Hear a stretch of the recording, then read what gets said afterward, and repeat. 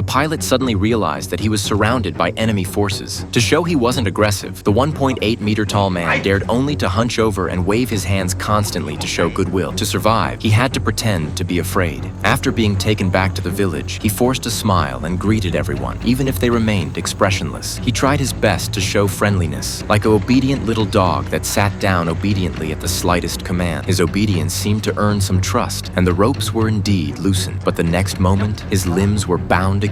Even when he defecated in his pants, the villagers remained indifferent. The pilot was like a fly in the boy's hand, struggling in vain against his fate. I'll shit my pants.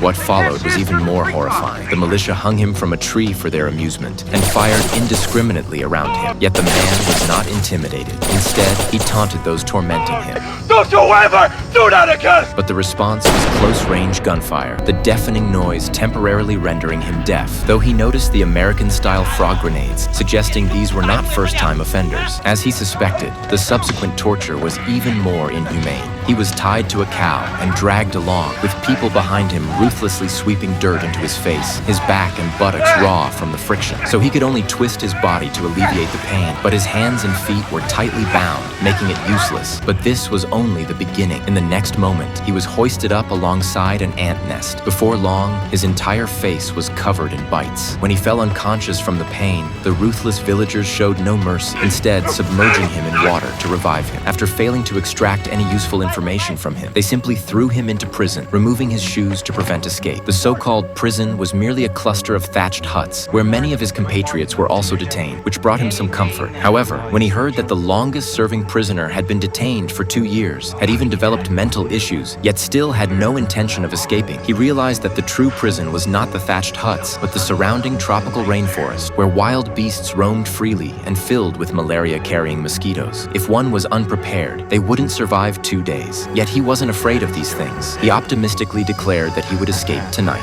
I'm going at night.